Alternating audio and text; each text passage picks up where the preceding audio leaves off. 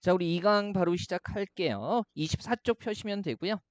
4번에 통사론적 특징 이렇게 해서 나와 있죠. 그죠? 국어의 특징을 문법 용어로 표현하는 부분 계속 보고 있는 거예요. 자, 통사론 그러면 뭐 얘기하는 거죠? 문장이죠, 문장.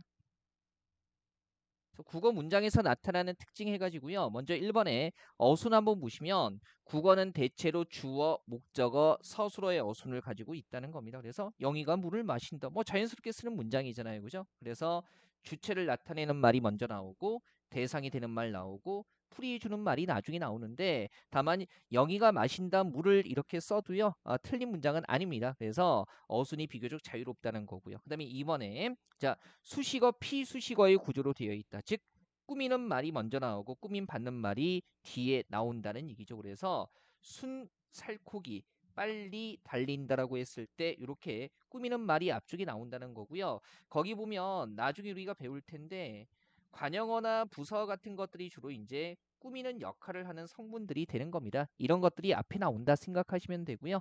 뒤쪽에 체어는 명사나 대명사 수사 얘기하는 거고 부사 뒤에 나와 있는 용어는 동사나 형용사 얘기하는 건데요. 이런 용어를 하나씩 채워갈 테니까 걱정하지 마시고 우선은 그래 꾸미는 말이 앞에 나오는 게 한국어 문장의 특징이야 알아두시면 되죠. 3번에 보면 자 국어는요 문장이 서술어 중심으로 구성이 된다는 거죠. 그래서 맨 끝에 서술어가 고정돼 있고 그 다음에 이 서술어가 요구하는 나머지 성분들로 문장이 구성된다는 겁니다. 그 다음에 4번에 주어 목적어가 연속해서 나오는 게 가능하다는 거죠. 그래서 할아버지는 연세가 많으시다. 뭐 주체 역할하는 게 두 번 연속해서 나오고요. 그다음에 나는 딸기를 두 상자를 샀다. 일상적으로 구성할 수 있는 문장이죠. 이렇게 주어 목적어가 연속해서 나타나는 게 가능하다는 겁니다. 자, 그다음에 5번에 담화론 대화할 때의 특징이죠. 보세요. 주어 목적어 생략해 가지고요. 말 그대로 실제 담화 상황, 대화 상황에서 이미 알고 있는 주어나 목적어는 흔히 생략되기도 한다는 겁니다. 뭐 둘만 대화하는데 철수가 영희야 너는 점심 먹었어? 이렇게 쓰지 않잖아요. 점심 먹었어? 영희도 응 먹었어. 가볍게 확인하시고요. 자, 그다음에 2번에 청자 중심의 언어 체계를 갖고 있다는 거. 이를테면 보세요. 자, 제가 올해 새로 교재 내면 있나 더 이상 안 나오려고 했는데 천생 2023년 교재를 쓸 수밖에 없어가지고요. 자 이런 거죠.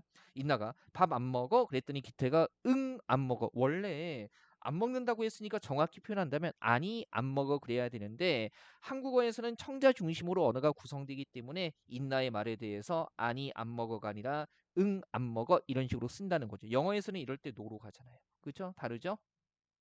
3번에 무핀법이 발달돼 있다는 겁니다. 그래서 실제 대화 상황에서 일단 청자나 맥락에 따라서 높임법 쓴다는 거죠. 그죠? 공손함을 나타내기 위해서요. 뭐 할아버지 진지 잡수셨어요. 이런 식으로 쓰잖아요. 그죠? 그다음에 4번 다음 페이지 25쪽에 자, 국어 담화에서는요. 핵심 내용이 주로 어디 뒤에 나온다는 거죠. 뒤에. 그래서 왜 한국말은 끝까지 들어봐야 된다라는 말이요. 이게 사실은 실제로 국어 담화 상황에서 나타나는 특성이에요. 뭐 이를테면 친구한테 돈 빌려달라고 얘기할 때 안 빌리는 게 좋죠. 그죠? 처음부터 전화해서 야 나 100만 원만 빌려줘 이러지 않잖아요. 그래 잘 지냈니? 그래 요즘 어때? 한참 딴 얘기하다가 근데 친구가 근데 기태야 왜 전화했어? 그러면 사실은 내가 이러면서 그죠? 그런 식으로 가장 중요한 내용을 뒷부분에서 밝히는 게 한국어 담화의 특징입니다. 어렵지 않죠? 6번의 어휘적인 특징 해가지고요. 국어 어휘는요. 삼중체계로 나타납니다. 그래서 순우리말, 한자어, 외래어 이렇게 삼중체계로 나타나고요. 요거 고유어, 한자어, 외래어의 특징 다 외울 필요는 없습니다. 다만 이제 이런 삼중체계로 되어 있기 때문에 예전 시험 보면 고유어의 의미 묻는 것도 나왔고요. 여전히 나오는 거지만 한자어의 한자 표기 이런 것도 나오고요. 그다음에 외래어 표기법 정확한 거 이런 거 물었던 게 다 국어 어휘의 특성에서 나오는 건데 여전히 이제 이 특성들을 외우는 것보다는요. 이런 거. 그죠?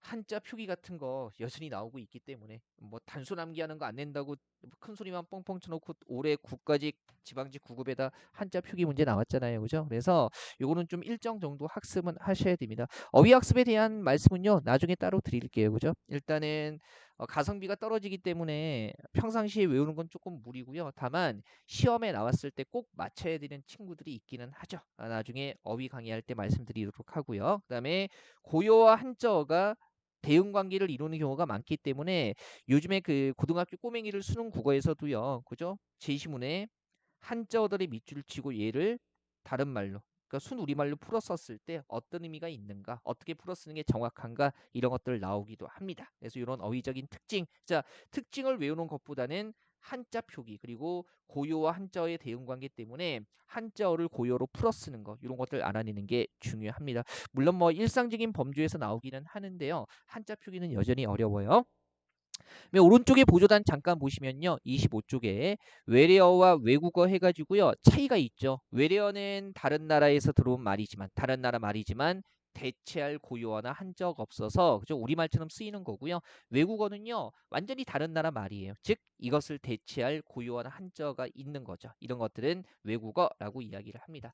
자, 그다음에 다음 페이지 보시면 26쪽에 혼종어라고 나와 있는데요. 얘도 예전에 서울시에서만 딱 한 번 나왔었어요. 그래서 개념만 확인하시죠.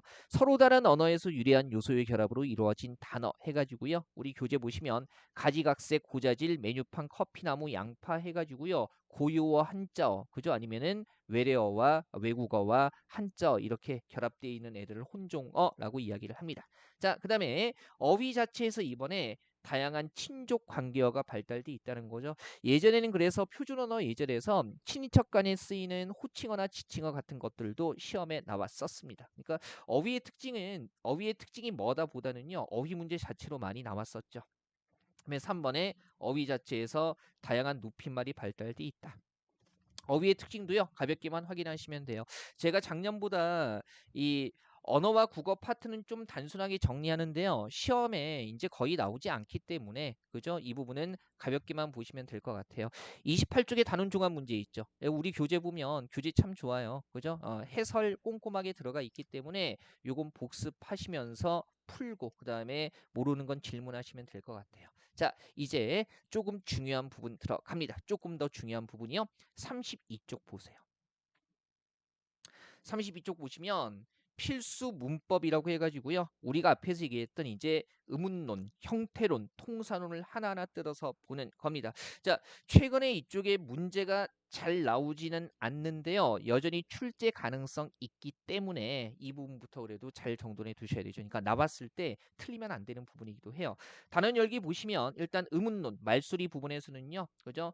자음과 모음의 분류 체계라는 거. 우리 왜 어떤 분야를 공부하려면 그죠? 개념 익히면서 어떻게 나뉘고 그죠? 그다음에 그것이 어떻게 작동하는가 공부하잖아요. 그죠? 그래서 자음과 모음의 분류치기 알아둬야 되고요. 그다음에 말소리와 관련해서 여러 가지 음음 변동 현상. 발음하면서 소리가 달라지는 거죠. 그리고 이제 여기서 특히 문제가 되는 게 특정 단어를 주고 나서요. 거기서 나타나는 음음 변동 현상 뭔지 알고요.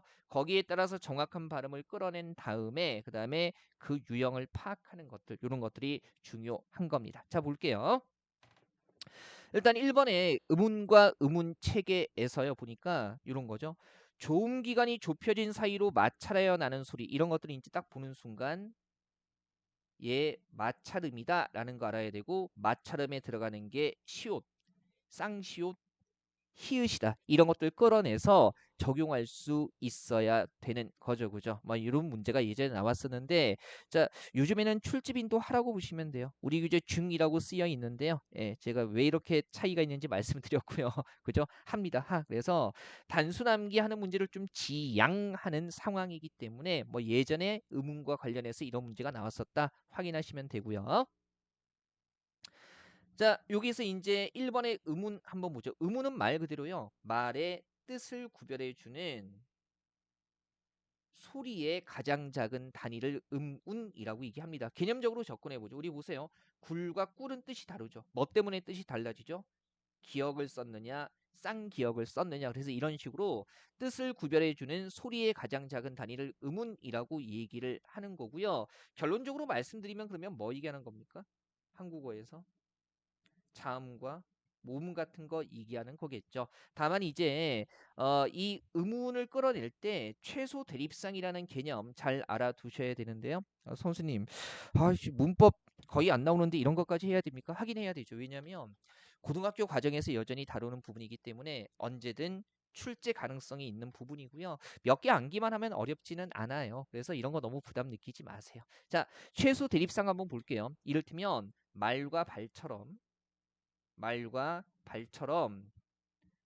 같은 자리에 오는 두 음성의 차이에 의해서 딱 두 개죠. 미음, 비읍 두 음성 한 쌍이죠. 뜻이 구별되는 단어의 쌍을 최소 대립쌍이라고 하고요. 이게 왜 필요하냐면 이런 식으로 뜻을 구별해 주는 뭡니까? 같은 자리에 와서 뜻을 구별해 주는 이 단어의 쌍을 잡아 나가다 보면 의문들을 끌어낼 수 있기 때문에 그죠? 최소 대립쌍이라는 것을 활용하게 되는 겁니다. 그죠? 특히 국가직 지방직 구급 시험에서 최소 대립상이라는 개념을 활용한 적은 없는데요. 그래도 의문과 관련해서 최소 대립상을 통해서 뜻을 구별해주는 소리의 작은 단위를 끌어낼 수 있다는 거 연결해 두시고요. 자, 바로 자음 들어갑니다. 뭐가 중요하다고 했어요? 개념은 개념이고, 그죠? 자음과 모음의 분류 체계 이해하는 게 중요하다고 했죠. 물론 한국인이라면 자음이 뭔지 모르지는 않아요. 그죠? 그래서 말 그대로 기역, 니은, 디귿, 리을 같은 건데 개념적으로는 목구멍을 통과한 공기의 흐름이 막히거나 통로가 좁혀져서 목이나 입안에서 장애를 받고 나오는 소리를 자음이라고 이야기를 합니다. 개념적으로는 그래요. 개념적으로는 그런데 이 개념을 시험에서 물어본 적은 없고요. 분류 체계가 중요합니다. 자, 왼쪽 보조를 한번 보세요. 자음의 기본 음은 모두 몇 개예요? 기역부터 히읗까지 14개라고 나와 있죠. 이거 14개에다가 된소리, 쌍기역, 쌍디귿, 쌍비읍, 쌍시옷, 쌍지읒까지 해서 총 19개가 되는 겁니다. 여기서 기본 의문이라고 얘기하는 것은요.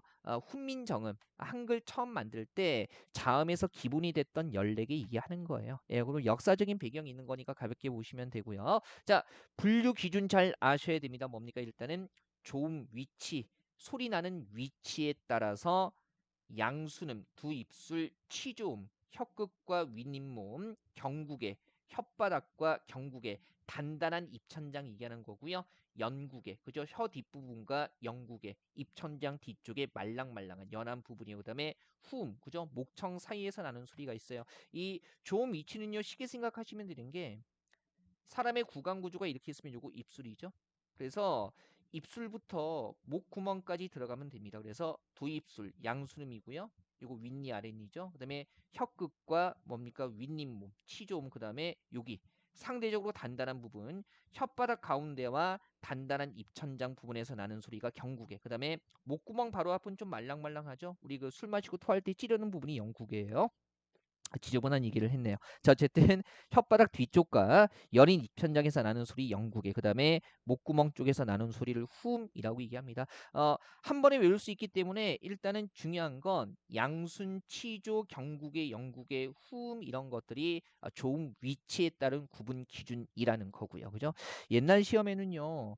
여기에 속하는 게 뭔지 외우는 게 자주 나왔었는데 최근에는 거의 나오지는 않고 있어요. 그래서 기준만 잘 이해하시면 되고요. 그다음에 33쪽입니다.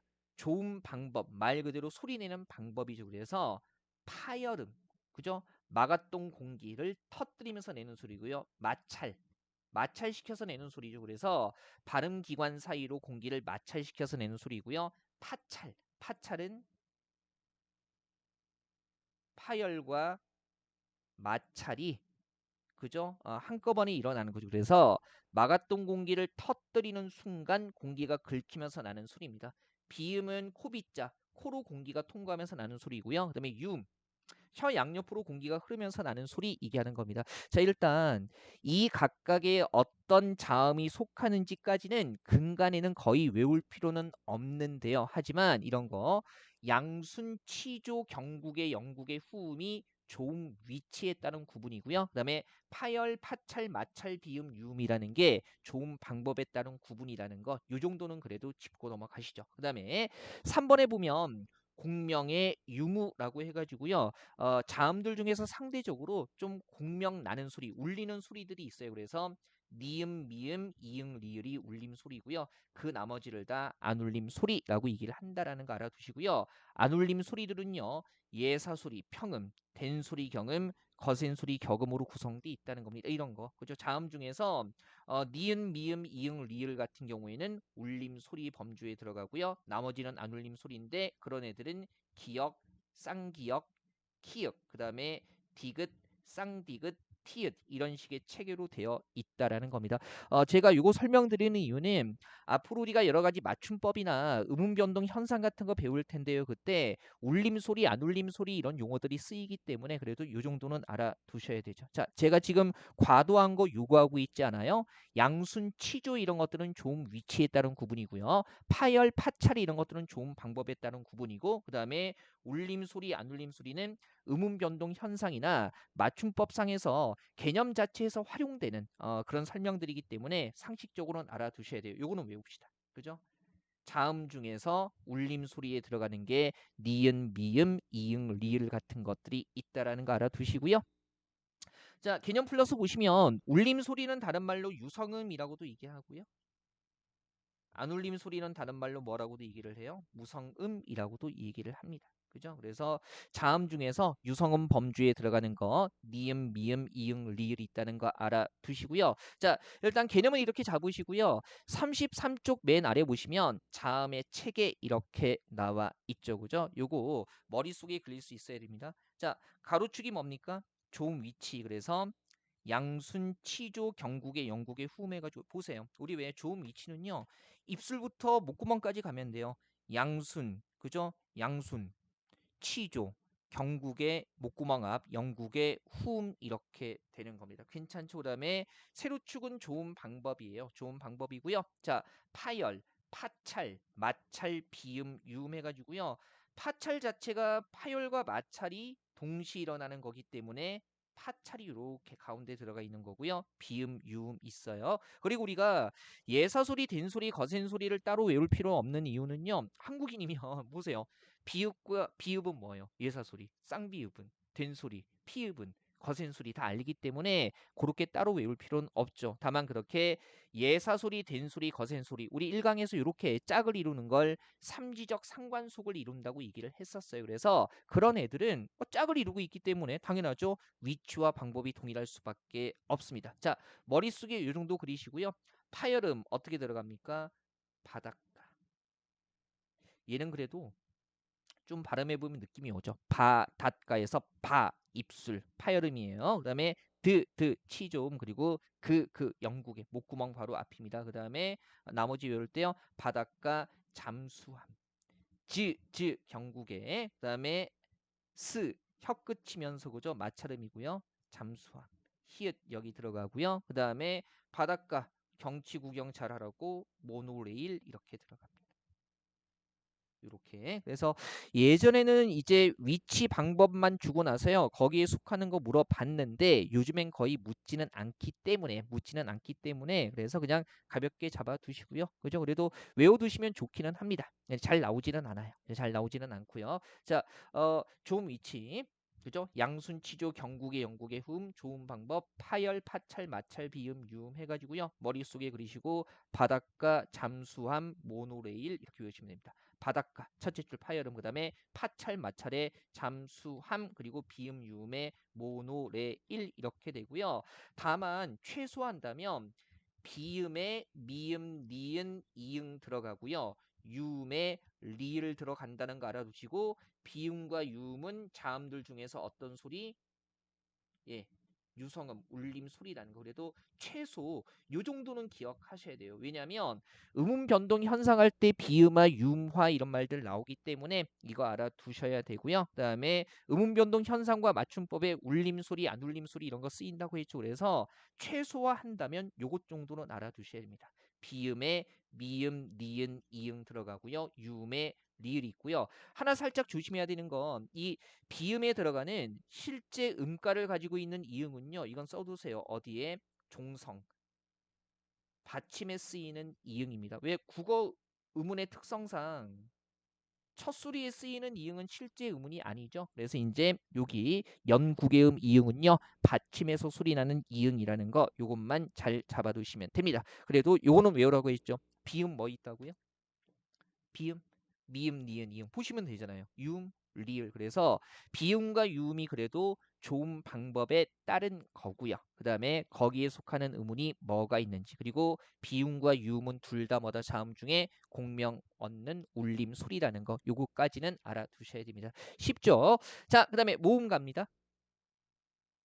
다음 페이지에 34쪽에 모음은 당연히 아야, 어여 이런 거 얘기하는 거고요. 물론 개념적으로는 허파에서 나오는 공기 흐름이 장애를 받지 않고 순조롭게 나오는 소리 얘기하는 겁니다. 그리고 모음은요. 왼쪽에 보조를 한번 보세요. 모음의 기본 음운은 10개예요. 뭡니까? 우리 한글 처음 배울 때 외웠던 거. 아야, 어여, 오요, 우유, 으이 이렇게 기본 음운 10개에다가 그 외 11개까지 해가지고요. 총 21개로 되어 있습니다. 그죠? 그리고 놓치면 안 되는 거. 자음 중에서 울림 소리는 모노레일밖에 없었잖아요. 근데 모음은 모든 모음이 다 울림 소리라는 거 조심하셔야 됩니다. 그래서 국어 의문에서 울림 소리라고 얘기했을 때는요. 자음 중에 모노레일 그리고 모든 모음이 울림 소리에 들어가는 겁니다. 꼭 기억하시고요. 다른 현상 이해하는 데 필요하다고 했어요. 다만 이제 모음은요. 구분할 때 그죠? 단모음과 이중 모음으로 구분을 하는데요. 발음하는 방법에 따라서 구분하는 거예요. 발음하는 방법에 따라서. 그래서 단모음은 호단자 쓰는 거잖아요. 1번에. 그래서 발음하는 도중에 입술이나 혀가 고정돼서 움직이지 않는 모음을 얘기하는 거고요. 그러면 반대로 이중 모음은 뭐겠어요? 그죠? 자, 고정된 것이 아니니까 발음할 때 혀가 일정한 자리에서 시작해서 다른 자리로 옮겨가면서 발음되는 모음을 일컫는 겁니다. 그죠? 그래서 특히 단모음 같은 경우에 다시 구분하는데요. 그죠? 혀의 앞뒤에 따라서 기준, 앞전자, 뒤우자 쓰는 거죠. 전설, 후설. 그다음에 발음할 때 입안에서 혀의 전반적인 높이에 따라서 고, 중, 저모음으로 나뉘고요. 그다음에 입술 모양에 따라서 평순과 원순으로 나뉩니다. 용어 그대로 보세요. 평순은 입술이 양옆으로 평평하게 벌어지는 거고요. 원순 모음은 단모음 중에서 발음할 때 입술이 동그랗게 모이는 모음 얘기하는 거예요. 그래서 요거 외울 때 자, 이것도 예전에는 단순 암기하는 게 시험에 나왔었는데요. 그죠? 지금은 잘 나오지 않습니다. 그래도 잡아두죠. 그죠? 어떻게 외우냐면 지위 제외해 그러면 근무처 조아 이렇게. 그죠? 자, 우리 여러분들 곧 공직 생활 하실 텐데 어 직급이 위든 아래든 그죠? 소통할 때 그런 직급의 지위를 제외하고요. 자유롭게 소통하면 정말 좋은 곳 아니겠습니까? 그래서 지위 제외해 근무처 조화 이렇게 외우시면 됩니다. 그래서 쓸 수 있어야 되죠. 지위 제외해 근무처 조화에서 반 잘라서 그죠? 앞 전설, 후설, 그다음에 위부터 높이, 고중저, 평원, 평원 이렇게 가면 되고요. 어, 단순 암기 영역이긴 하지만 나왔을 때 틀리면 안 되는 문제기도 하죠. 그래도 얘는 외우기 편하잖아요. 그죠? 지위, 제외, 근무처, 조화 이렇게 외우시고요. 기본적으로 원순 모음은요. 우나 오가 들어간다고 생각하시면 편하겠죠. 그리고요. 살짝 조심해야 되는 건 단모음과 모음의 기본 음운은 다릅니다. 그죠? 모음의 기본 음운은 훈민정음 창제할 때 기본이 됐던 모음들 얘기하는 거예요. 그래서 아야, 어여, 오요, 우유, 으이고요. 그다음에 단모음도 개수가 10개긴 한데 얘는 발음 방법에 따라서 구분을 한 거기 때문에 일치하지 않는다는 거 살짝 기억해 두시면 되죠. 그죠? 자, 오히려 요즘 시험에서는요. 이 표 자체를 외우는 것보다는 그냥 모든 모음은 울림 소리다 정도에서 끝내는 게 그죠? 훨씬 더 수월할 겁니다. 물론 우리 복습 시험에는요. 좀 짜잘한 것들을 물어볼 거예요. 이 단원에서 요구하는 거기 때문에. 모르죠 뭐 지금이야 이제 독해 중심의 시험으로 바뀌었지만 앞으로 또 어떻게 될지 모르기 때문에요. 그래도 여기에서 포인트가 뭔지 정도는 알아두시는 게 중요합니다. 자, 그다음에 4번의 음절까지 볼게요. 음절은요 한 뭉치로 이루어진 소리의 덩어리입니다. 그래서 발음되는 글자 하나하나를 음절이라고 생각하시면 되고요. 음절은 표기가 아니라 그래서 발음되는 덩어리를 따지는 거예요. 소리의 덩어리. 당연히 모음 하나로 이루어져 있거나 자음과 모음이 결합해서 이루어져 있겠죠. 자, 구조 한번 보면 이런 거. 그냥 보세요. 초성, 중성 받침을 종성이라고 이야기를 합니다. 그다음에 3번에 그죠? 음절의 유형 보면 우리 왜 아 같은 것들은 모음 하나로 이루어져 있는 거죠. 선생님 이거 자음 더하기 모음 하니까 그럼 큰일 나죠? 어떻게 돼요? 우리 왜 안경 했을 때 지금 보세요. 이렇게 쓰든 어때요? 둘 다 아라고 읽죠. 다만 초성을 따로 표시하지 않으면 형태적으로 균형이 무너지기 때문에 첫 수리에 적는 이응은 실제 의문이 아닌 겁니다. 그래서 이런 거 같은 건 이응과 자음과 모음이 아니라 그냥 뭐예요? 모음 하나로 이루어져 있는 거예요. 요거 살짝 조심하시고요. 그죠? 안경을 왜 보여드렸냐면 이렇게 쓰면 형태가 불안하잖아요. 그래서 형식적으로 적어주는 거고, 물론 받침에 쓰이는 이응 같은 경우는 얘가 없으면 겨, 있으면 경 이렇게 되니까 실제 소리값을 가지고 있는 거죠. 물론 우리 시험에 문법 문제 두세 개 나오는데 뭐 음절의 유형 같은 거 분석하라는 문제 요즘에는 나오지 않습니다. 다만 확인은 하죠. 자, 음절은요, 개념 플러스에 가장 작은 발음의 단위고요. 당연히 글자 수만큼 발음하니까 음절 수와 글자 수 일치하겠죠. 쉽고요. 그다음에 2번 조심하세요. 음절 자체가 뭐예요? 소리의 덩어리이기 때문에 음절 구조 분석할 때는요, 발음 가지고 분석하는 거예요. 그죠? 그래서 높은 같은 거 음절 구조 분석할 때 발음 높은 이렇게 해가지고요. 첫 번째 음절은 자음과 모음, 두 번째 음절은 자음, 모음, 자음으로 이루어져 있는 거죠. 그 다음에 3번 상식이죠. 음절의 첫 소리 이응은 실제 음가가 없다라는 거. 방금도 말씀드렸지만 형식적으로 적어주는 것을 지나지 않습니다. 자, 자음과 모음의 구분 체계. 그래도 어디에 뭐가 속하는지 몰라도요. 기본적인 용어 정도 이해하시고요. 제가 외우라고 말씀드린 거, 그거는 꼭 기억하셔야 합니다. 자, 2강은 이 정도에서 마무리하고요. 그 3강에서 이제 의문의 변동 이런 것들 학습해 보도록 하겠습니다.